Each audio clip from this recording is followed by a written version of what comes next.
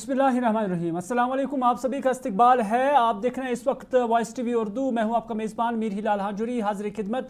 और voice TV Urdu में सबसे पहले बात करते हैं डॉक्टर फारूक अब्दुल्ला के उस बयान की जो डॉक्टर फारूक अब्दुल्ला ने आज डोडा के अंदर दिया है। और डोडा के अंदर जो आज डॉक्टर फारूक अब्दुल्ला का बयान था वो 370 और को लेकर था। उन्होंने कहा कि जो लोग 370 और 400 पार की बातें करते थे, अल्लाह ने उन्हें नाकाम कर दिया है।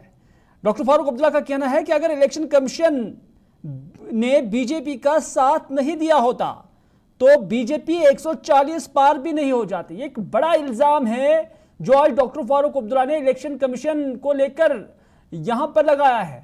हालांकि उन्होंने ये नहीं कहा है कि वोटिंग के दौरान कोई रिगिंग हुई है, बल्कि उन्होंने कहा कि जो चीफ जस्टिस ऑफ इंडिया है वो चीफ इलेक्शन कमिश्नर को तैनात करने के लिए एक मेंबर है और उसके बाद सरकार का भी एक मेंबर होता है और अपोजिशन का भी एक मेंबर होता है।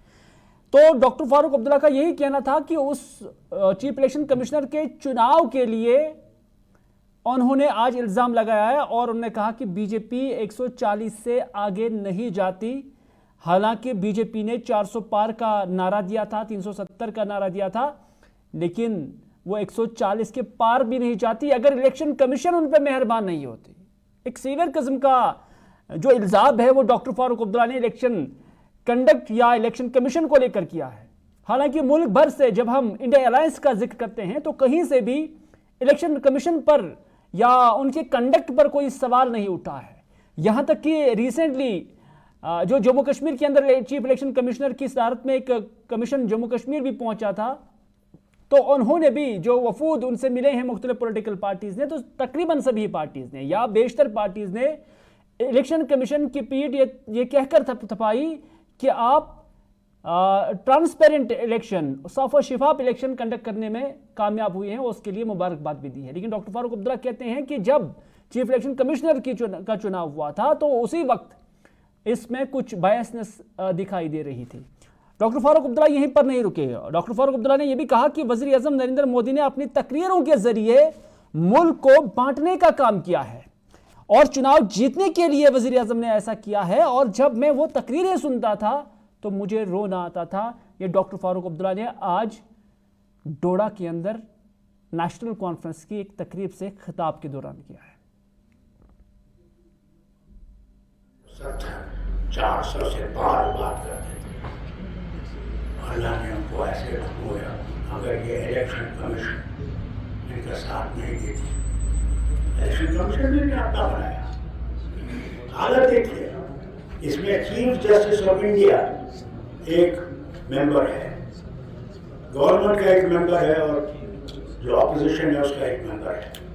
ये इलेक्शन कमीशन चूज करते हैं, ये उनको ढूंढते थे बना दिया। उसमें क्या किया, चीफ जस्टिस को बाहर कर दिया। खुद वज़ीर आज़म और होम मिनिस्टर के मेंबर है और अपोजिशन का एक मेंबर उठा करेगा, दो मेंबर।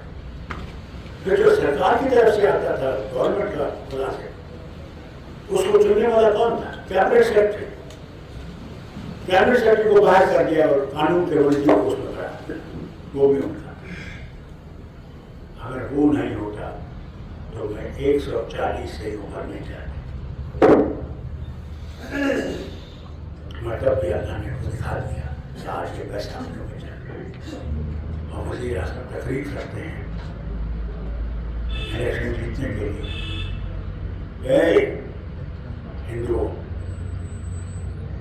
अगर तुम्हारे पास 2 मकान होंगे तो एक मुसलमान को दिया जाएगा। अगर तुम्हारे यहाँ 2 भैंसें या गाय होंगी, एक मुसलमान को दी जाएगी। अगर तुम्हारे यहाँ मंगलसूत्र, तुम्हारी औरतों को, बहनों को मंगलसूत्र है, इनका मंगलसूत्र लेकर ये मुसलमानों को दिया जाएगा। ये थे हमारे वज़ीर आज़म जो आज भी वज़ीर आज़म। मुझे रोना आया जब मैंने ये तकरीर सुनी कि अल्लाह किस तूफान से पहुँचने वाले, कौन सी मुसीबत को हमारे लिए लाने वाला है। चले, डॉक्टर फारूक अब्दुल्ला के इल्ज़ामात आपने खुद भी सुने हैं और उनका कहना है कि 140 से पार भारतीय जनता पार्टी नहीं जाती अगर इलेक्शन कमीशन का इंतखाब जो है, चीफ इलेक्शन कमिश्नर का जो इंतखाब है वो सही ढंग से हो जाता। उन्होंने कहा कि चीफ जस्टिस का एक अहम रोल था लेकिन उसे हटाया गया है। ये डॉक्टर फारूक अब्दुल्ला के इल्ज़ामात हैं।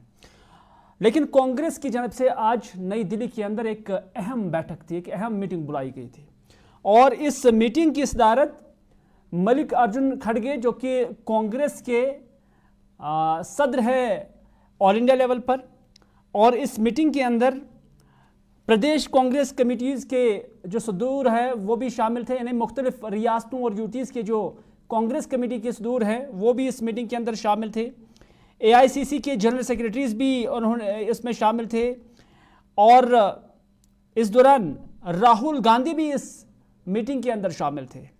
और इस मीटिंग के अंदर कांग्रेस ने मुतादिद मामलात पर गौर खोज किया और ख़ास तौर पर जो कांग्रेस की डिमांड रही है वो ये रही है कि एक JPC बननी चाहिए जिसमें उनके बकौल जो उन्होंने इल्ज़ाम लगाया है कि अडानी मेगा स्कैम जो है जिसमें उनके बकौल वज़ीर-ए-आज़म नरेंद्र मोदी खुद इन्वॉल्व है और उसकी बाज़ाब्ता तौर पर जो है तहकीकात हो जानी चाहिए, क्योंकि कांग्रेस का मानना है कि अडानी मेगा स्कीम में JPC जिसमें वज़ीर-ए-आज़म पूरी तरह से मुलविस हैं और जिसमें मालियाती मार्केट के रेगुलेटर को अब शदीद समझौता किया गया है SEBI को लेकर। आपको याद ही होगा कि जिस तरह से हिंडसबर्ग की जानब से रिपोर्ट आ गई है जिसमें SEBI पर इल्ज़ामात भी लगाए गए हैं, तो उसी को मद्देनज़र रखते हुए आज डिमांड यहाँ पर रखी गई है कि उसमें JPC बननी चाहिए, यानी जॉइंट पार्लियामेंट्री कमेटी उसमें बननी चाहिए, नंबर 1। नंबर 2, उसमें यह भी आज डिमांड रखी गई है कि पूरे हिंदुस्तान के अंदर नेशन वाइड कास्ट सेंसस हो जानी चाहिए, यानी भी जितने भी कास्ट हिंदुस्तान के अंदर उनकी सेंसस हो जानी चाहिए। इस हवाले से एक मुतालबा मरकजी सरकार के सामने रखा गया है इस कमेटी की जानिब से। और तीसरा पॉइंट इसमें यह भी रखा गया है कि जो मुल्क का आईन है उसका लेटर एंड स्पिरिट हर जगह पर उसके तमाम प्रोविजंस जिसमें इकोनॉमिक और सोशल एंड पॉलिटिकल जस्टिस शामिल है उसका रिस्पेक्ट और एहतराम हो जाना चाहिए। जो भी उसकी कोई वायलेशन करता है तो उनके खिलाफ कार्रवाई हो जानी चाहिए। और कांग्रेस ने यह आज़म भी दोहराया है कि आने वाले दिनों के अंदर कांग्रेस पार्टी ज़मीनी स्तर पर, रियासती स्तर पर आने वाले हफ्तों के अंदर इन सारे मामलात को लेकर पब्लिक मोबिलाइजेशन कैंपेन्स जो है वो शुरू करेगी। ये कंट्री वाइड होगा और इस निस्बत से इन सारी 3 चीज़ों को लेकर सरकार पर दबाव बनाने की एक कोशिश की जाएगी।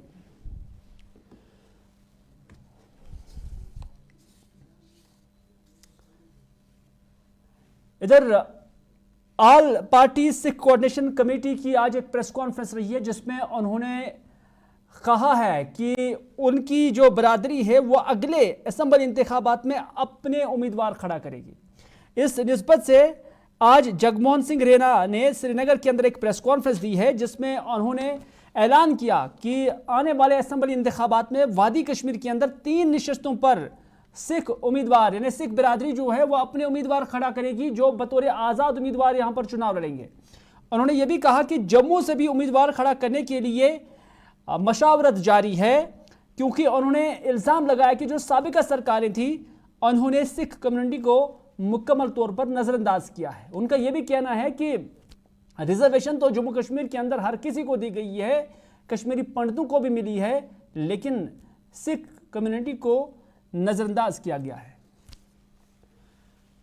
एक बहुत बड़ी डिस्क्रिमिनेशन जो सिख कम्युनिटी के साथ पिछले काफ़ी देर से यहाँ हो रही है, हम उसको बार बार यूनियन होम मिनिस्टर, यहाँ के गवर्नर, उससे पहले चीफ मिनिस्टर के सामने रख चुके हैं, पर सारी बातें यूं की यूं रह जाती हैं, किसी पर भी सॉल्यूशन नहीं होता।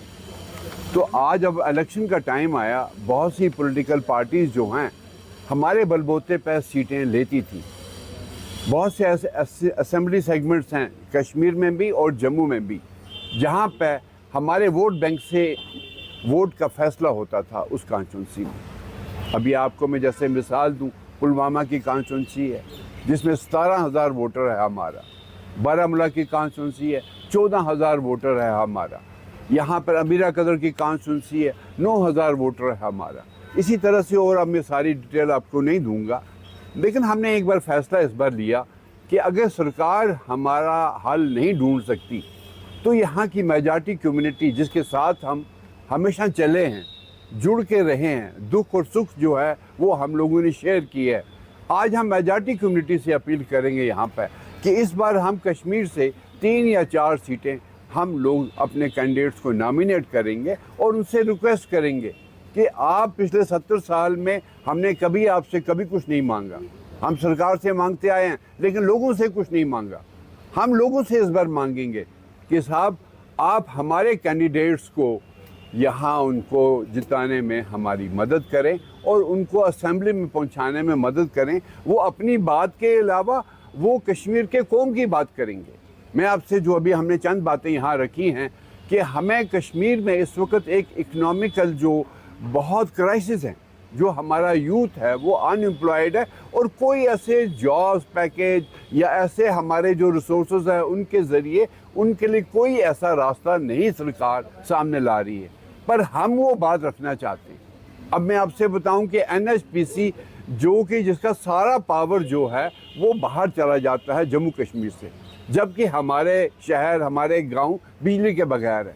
हमारी ये डिमांड है कि 50% कम से कम NHPC जो पावर प्रोड्यूस करता है हमारे रिसोर्सेज पर, कश्मीर के रिसोर्सेज पर, वो कश्मीर को दिया जाए, क्योंकि ये बातें आज तक आपकी सियासी पार्टियां नहीं उठाती रही हैं, क्योंकि उनको हमेशा डर रहा है कि कहीं उनकी नौकरी ना चली जाए। क्योंकि मैं नहीं कहूँगा वो कभी इलेक्ट होके आते थे, उनकी नौकरी जो है वो अपॉइंट होती थी, चाहे वो NC था, PDP था, ये हमेशा अपॉइंट हुए, कांग्रेस भी अपॉइंट हुई।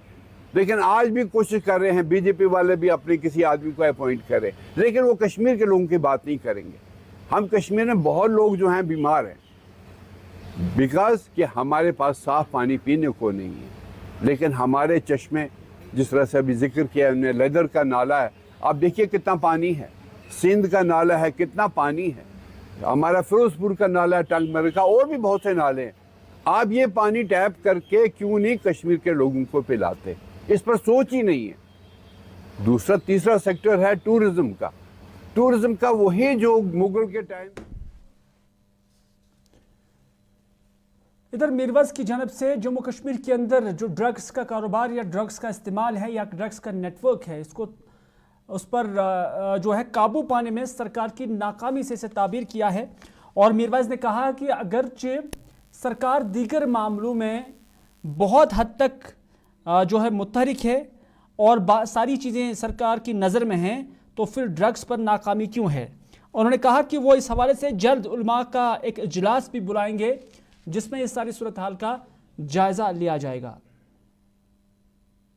इसमें इस वक्त ये है कि जहाँ तक कि मनशियात का मामला है, इसे हमें देखिए हमें बीमार को भी एड्रेस करना है और बीमारी को भी एड्रेस करना है। हमें बीमारी से नफरत करनी है, न कि बीमार से। तो ये एक बहुत बड़ा मसला है कि जो सोशल स्टिग्मा है कि बहुत से लोग डरते हैं कि अगर उनका बच्चा या बच्ची इन्वॉल्व हो गया है तो वो आगे नहीं आ रहे हैं, उनका इलाज नहीं करा रहे हैं।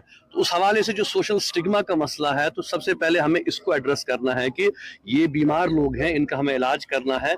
और उसके साथ साथ जो इसमें इन्वॉल्व हैं बेचने में और खरीदने में, उनके हवाले से सख्त तरीन कार्रवाई होनी चाहिए। क्योंकि कश्मीर एक कॉन्फ्लिक्ट जोन रहा है पिछले 30-40 साल से, उसके भी असरात हैं। नेक्सस है आने का, ये ड्रग्स कहाँ से आ रहे हैं, कैसे ये फैल रहे हैं, इनके जो सारा सेटअप है, ये इसमें तो गवर्नमेंट को दिलचस्पी लेनी है ना। सबसे बड़ा मसला इसमें इस वक्त ये है कि जहाँ तक कि मनशियात का मामला है, इसे हमें देखिए हमें बीमार को भी एड्रेस करना है और बीमारी को भी एड्रेस करना है। हमें बीमारी से नफरत करनी है, न कि बीमार से। तो ये एक बहुत बड़ा मसला है कि जो सोशल स्टिग्मा है कि बहुत से लोग डरते हैं कि अगर उनका बच्चा या बच्ची इन्वॉल्व हो गया है तो वो आगे नहीं आ रहे। नाज़रीन, जम्मू के अंदर हालिया मिलिटेंट वाक़ात और उसमें अब पुलिस की जानिब से एक बड़ा दावा किया गया है। जम्मू कश्मीर पुलिस ने मिलिटेंट के बड़े मॉड्यूल का पर्दाफाश करने का भी दावा किया है, जिस दौरान उन्होंने दावा किया है कि मास्टरमाइंड समेत 9 मिलिटेंट मावनीन को कुठवा में गिरफ्तार किया गया है। पुलिस के मुताबिक मास्टरमाइंड कुठवा से डोडा तक ऑपरेशन करने वाले मिलिटेंटों की मदद कर रहे थे, जिसकी इसमें एक शनाख्त जो है वो कुठवा के अमनाल के रहने वाले हाजी लतीफ़ के बतौर हुई है। पुलिस ने उनकी गिरफ्तारी को बड़ी कामयाबी से ताबीर किया है। ये जम्मू के हवाले से जो रिसेंटली वहाँ पर मिलिटेंट एक्टिविटीज़ जो है चल रही थी, जिसमें अभी तक फौज को कोई या फोर्सेस को कोई लीड नहीं मिल रही थी, लेकिन अब पुलिस की जानिब से दावा किया जा रहा है कि उस निस्बत से उन्होंने इस मॉड्यूल को ही, इस नेटवर्क को ही तश्तज़बाम किया है और इस निस्बत से कुछ अफराद की गिरफ्तारी भी अमल में लाई गई है। तो पुलिस इसे बड़ी कामयाबी से ताबीर कर रही है। हालांकि अभी किसी भी जगह, चाहे डोडा हो, उधमपुर हो या दूसरी जगह, मिलिटेंटों की ज़्यादा कैजुअल्टीज़ नहीं देखी गई है। लेकिन अमित कुमार से हम जुड़ने की कोशिश करेंगे। अमित, अगर आप तक आवाज़ आ रही है, जानना चाहेंगे कि पुलिस का एक बड़ा दावा है कि उन्होंने एक नेटवर्क को यहाँ पर तश्तज़बाम किया है, एक्सपोज किया है, और उनका कहना है कि 9 ऐसे मददगार जो मिलिटेंटों के हैं उन्हें भी गिरफ्तारी जो है उनकी भी अमल में लाई गई है। तो क्या वाकई ये पुलिस के लिए एक बड़ी कामयाबी है? क्योंकि हमने देखा कि यहाँ पर जो मिलिटेंट एक्टिविटीज़ रही हैं उसकी वजह से काफ़ी कैजुअल्टीज़ फौज के अंदर भी देखने को मिली है। तो एक सुराग जो है, क्या ये पुलिस का दावा है कि एक सुराग मिल गया है और अब इसको कंक्लूड किया जाएगा? बिल्कुल, ये काबिल तारीफ है कि एक टेरर मॉड्यूल जो है उसे बस्ट किया गया और इसके तहत 9 ऐसे लोगों को गिरफ्तार किया गया है जो कि आतंकियों की मदद करने में पाए गए हैं। लेकिन मैं अभी भी इसे हिलाल, यदि अपने दर्शकों की जानकारी के बता चलूं कि पिछले करीब 1.5 से 2 महीनों के बीच में जम्मू में जिस तरह से आतंकवाद बढ़ रहा था, उसको लेकर जम्मू कश्मीर सरकार और हमारी पुलिस जो जम्मू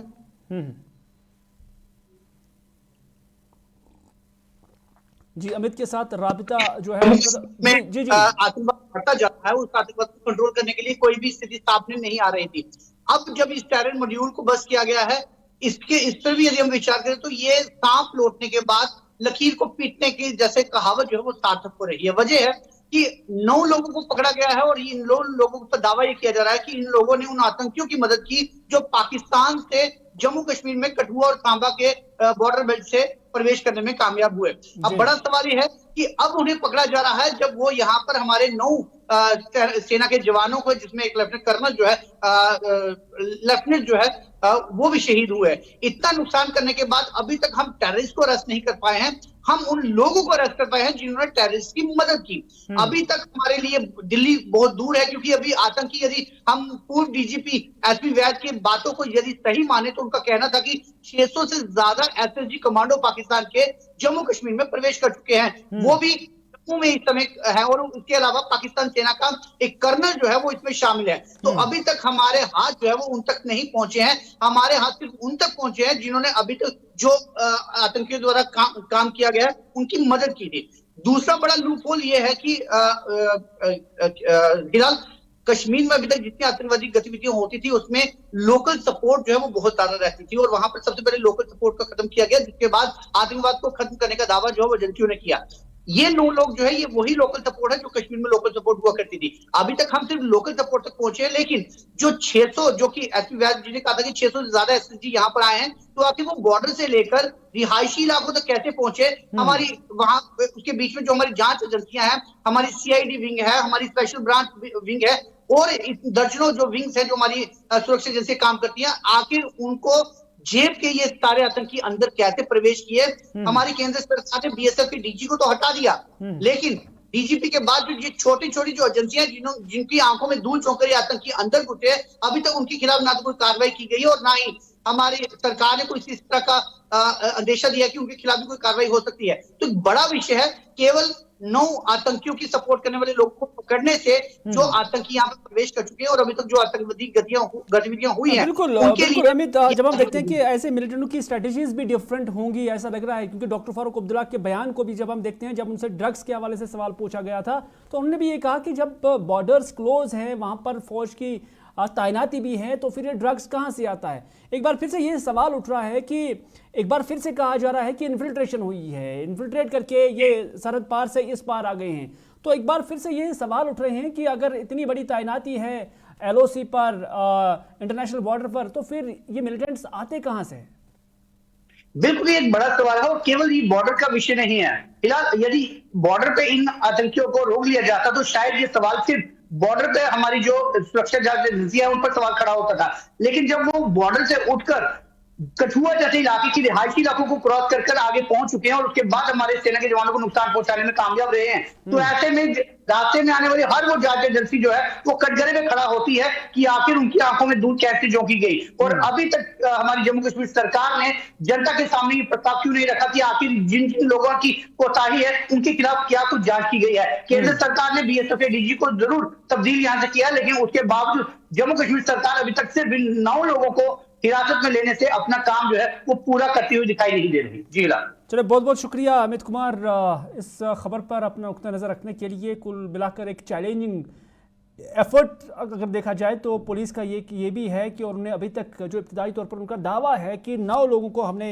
गिरफ्तार किया है और वो मिलिटेंट्स की असिस्टेंस कर रहे थे और उससे एक सुराग जो है, एक लाइन जो है वो फोर्सेस को मिल सकती है असली मिलिटेंटों तक पहुंचने की। लेकिन कहीं स्ट्रैटेजीज तो नहीं बदलेगी, क्योंकि जो मुखालिफ है वो भी हमेशा स्ट्रैटेजीज हमने देखा कि बदलता रहा है। तो इस निस्बत से आइंदा दिनों में क्या कुछ सूरत हाल रहता है जम्मू के अंदर, क्योंकि कई सारे एनकाउंटर्स हुए हैं। हमने देखा कि उधमपुर के अंदर भी एनकाउंटर की बातें हुई थी, लेकिन उसके बाद फौज ने दावा किया था कि उनने घेरे में उनको लिया हुआ है मिलिटेंट्स को, लेकिन अभी तक उस निस्बत से कोई अपडेट नहीं है।